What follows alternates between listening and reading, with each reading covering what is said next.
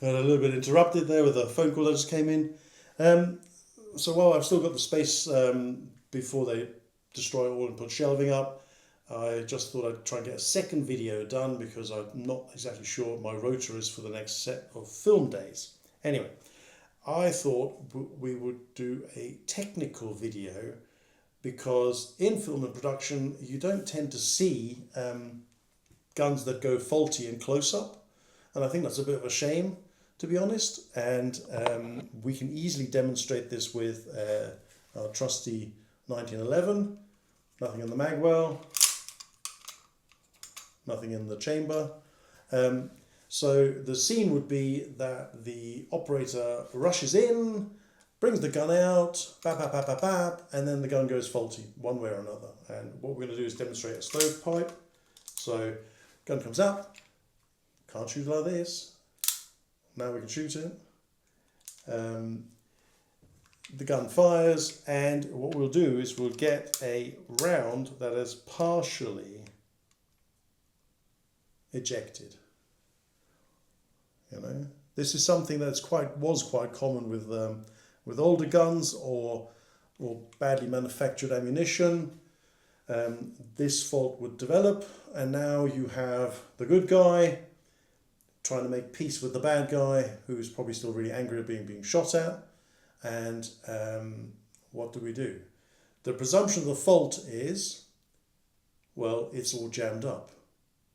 So we have to clear that. There are two ways of doing it. You could try and rack the slide back, and hopefully that will clear it. Or the simpler, far simpler way is you literally sweep it. So you would go bam, bam, bam, bam, bam. You would see the stovepipe, which is quite an unusual sight picture, as you will agree. And what you would then do is you would free up your supporting hand, swipe it back. You could then start shooting one-handed if you wanted to, if it's real urgent, or you're back in the game. And that's a fault that is not seen very often in film and production. I think it would add quite a lot of value and would also show another level of training that our protagonist has, because obviously we're trying to build the story that they are a super gun-aware, competitive, defensive or combative shooter, and if they don't clear faults quickly and accurately, what are they doing? You could have exactly the same fault with our shiny drug dealer's gun. The drug dealer, would they know? I don't know. The gun jams up. They may just abandon it and run, because obviously we're portraying the bad guys as villains. Perhaps we should do a separate piece that some bad guys are actually kind of cool and deserve a little bit of respect, because you just go, that's a pretty cool bad guy. A classic example of that would be Hans Gruber in Die Hard 1. You know, he was a very well-dressed, erudite, slick operator who carried a really fantastically peculiar 9mm pistol, which had a functionality, had this grip safety thing going on, and you know, it's like unobtainium, incredibly expensive, incredibly niche, and very, very slick as a bad guy's gun, and you have to kind of respect him for that.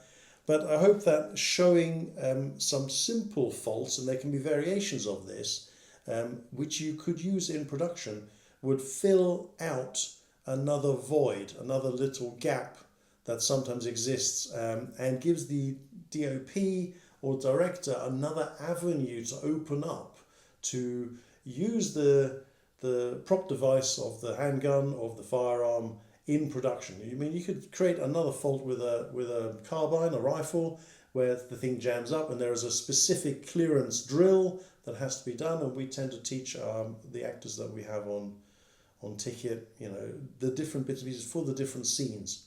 So it is something to bear in mind. It is not the be-all and end-all. I'm pretty sure folks will have an opinion about it. That is their business. The key thing is that this is a resource that has some value and some merit, and also in some of the lower end productions, you know, you can bump up your production value a little bit by doing a stage sequence, cut to the faulty firearm, the clearance, and then the continuation of the scene. And it doesn't cost a great deal more money. It adds a degree of tension and realism to the scene, and I think it would be a benefit. So I hope you enjoy the rest of your day. I hope you manage to have a little tea break and manage to get some biscuits, and I'll see you on the next one. Thank you.